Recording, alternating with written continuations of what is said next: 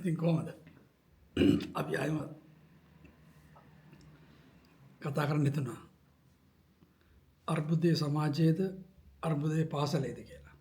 ඇත්තටම මේ අලකලංචයක් ලෙස පාසල් පද්ධතියේ ප්‍රශ්නය තමයි අවසානයේ සමාජීය ප්‍රශ්නයක් බවට පත් වෙන්නේ.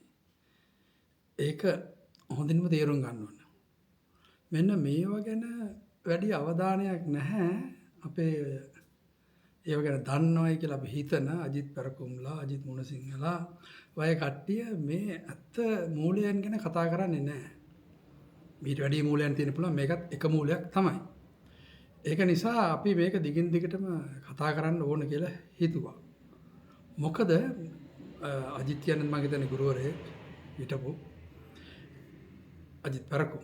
එතකොට ඒගොල්ලෝ දන්නවා අපි මේ පාසල් පද්ධතිය තුළ විඳින ළමයා විඳින ගැහැට එකක් විෂය නිර්දේශය තුළ යම් ප්‍රමාණයකට ළමයා පීඩාවට පත් වෙනවා. ඒකම පාසලේ තියෙන පහසුකම්, ගුරුවරු නැතිකම, ගුරුවරු හිගය, විදුහල්පතිගේ ක්‍රියාකාරකම්, ළමුන්ගේ ක්‍රියාකාරකම්, දෙමව්පිය ක්‍රියාකාරකම් මත ළමයි නොයෙක් ආකාරයේ පීඩාවට පත් වෙලා තියෙනවා. මේක ගොඩක් අය දෙනෙක් නොසලකා හරින තැනක්. නමුත් මේක තමයි මම හිතන විදිහට මේ බරපතලම ප්‍රශ්නයක් විදිහට තියෙන්නේ. මොකද රටක් හැටියට ගොඩනගෙනකොට මේ අධ්‍යාපන පද්ධතිය සිලබස් නම් එකයිනේ, විභාග එකයි. නුනාට පාසල් විවිධයි. විහිින ස්ථාන අනුව, විහිින තැන් අනුව, පහසුකම් අනුව බරපතල විෂමතාවයක් තියෙනවා. මෙන්න මේ විෂමතාවය තුනී කිරීම තමයි, නැති කිරීම තමයි අපේ පළමු අභිප්‍රාය වෙන්න ඕන සමාජයක්, රටක් විදිහට ගොඩනගෙන්න. ඊට පස්සේ අපිට පුළුවන් ඉතුරු ප්‍රශ්න ටික බොහෝ දුරට ලියා ගන්න. මොකද අධ්‍යාපනය කියන එක දැන් අනිවාර්ය දෙයක් වෙලානේ තියෙන්නේ. එතකොට අපි ඒක ගැන නොසලකා හැරලා තාම දුෂ්කර පාසල් තියෙනවා. ළමයි අඩු පාසල් තියෙනවා. ඒක ජනාධිපති සහෝදරයත් පිළිගන්නවා. හරණි අමරසූරිය අගමැතිතුමියත් පිළිගන්නවා. මේ ළඟදී ප්‍රකාශයක් නිකුත් කරනවා මේ පාසල් පද්ධතියේ තියෙන ඒවාත් හදන්න ඕන. ඒ වගේම මේ විෂය නිර්දේශ වෙනස් කරන්න ඕන කියලා. අපේ නම් පළවෙනි දේ විෂය නිර්දේශ වලට අත ගහන එක ලොකු අලකලංචියක් වෙන වැඩක්. ඒකට කවුරු කැමති වෙයිද, කවුරු අකමැති වෙයිද, හරි ප්‍රශ්නයක්. එක සැරයක් පැය ශිෂ්‍යත්ව විභාගය අවශ්‍ය කරන්න කියලා ලොකු ප්‍රශ්නයකට මුහුණ දුන්න ආණ්ඩුව. රිවර්ස් කරගන්න ඕන. මම කියන්නේ භෞතික සම්පත් වෙනස් කරන්න කවුරුත් විරුද්ධ නැහැනේ. මෙන්න මේ තෝරාගත් දිස්ත්‍රික්කවල, තෝරාගත් ප්‍රාදේශීය ලේකම් කොට්ටාසවල පාසල් පද්ධතිය දියුණු කරන්න ඕන. එතකොට ඔය ජනප්‍රිය පාසල් කියන සංකල්පය ඉබේම නැතුව යනවා. එහෙම නැතුව ජනප්‍රිය පාසල් කියන සංකල්පය නැති කරන්න බෑ. මොකද ඒවට පොර කනවා. ඒක නැති කරන්න බෑ. හැබැයි හරණි අමරසූරිය මේ ළඟදී කියනවා ජනප්‍රිය පාසල් කියන concept එක නැති කරන්න, සංකල්ප නැති කරන්න ඕන කියලා.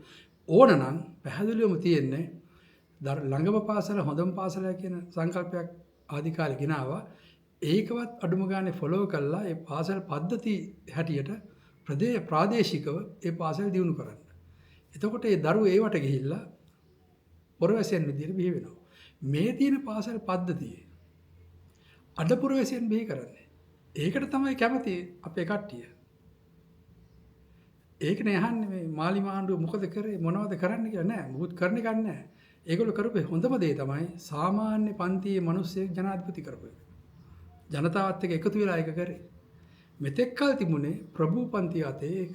ඒතර ප්‍රභූ පන්තියට ඕනේ නැහැ ওই පාසල් පද්ධතිය. ඔය මහා ලොකු රනිල් වික්‍රමසිංහ අධ්‍යාපනයේ විප්ලවයක් කරයි කියලා කරේ නැහැ. කරේ මොකද්ද? විද්‍යාපීඨවල ගුරුවරු දැම්මා. ගුරුවරු හැදුවා ඇත්ත. නමුත් ගුරුවරුන්ට උගන්වන්න සුදුසු පාසල් හැදුවේ නැහැ. උගන්වන්න සුදුසු පාසල් හැදුවේ නැහැ. ඒ දරුවෝ පාසල් වලට ගිහපු වෙලාවේ ඉඳන් එක්ක මාරුවක්, එක්ක ටියුෂන් එකක්, එක්ක වෙන ආදායම් මාර්ගයක් තමයි හොයන්නේ. ඒක නිසා මෙන්න මේ අලකලංචයක් වෙච්ච පාසල් පද්ධතිය, මුස්ලිම් පාසල්, වතු දෙමළ පාසල්, ද්‍රවිඩ මාධ්‍ය පාසල්, උපකෘත පාසල්, පිරිවෙන් මහා අධ්‍යාපනයේ අලකලංච ජාලයක් තියෙනවා. මේවා ගොඩක් ආයතන තියෙන්න ඕනද? ඒව ගැන යාවත්කාලීන වෙලා යම් මතයක් කියලා ඒ මතය ඉදිරිපත් කළා මේ පාසල් ටික දිස්ත්‍රික් වශයෙන් හෝ පළාත් වශයෙන් හෝ ප්‍රාදේශික වශයෙන් මේවා දියුණු කළා. සෞඛ්‍ය අමාත්‍යාංශය දැන් කරන්න යනවනේ ප්‍රාදේශික රෝහල් දියුණු කරන එක. ඉතාම හොඳ වැඩක්.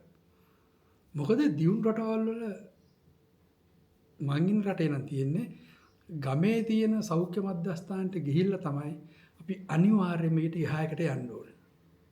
මෙහි ප්‍රයිවට් ප්‍රැක්ටිස් නැහැ. තේරෙනවද?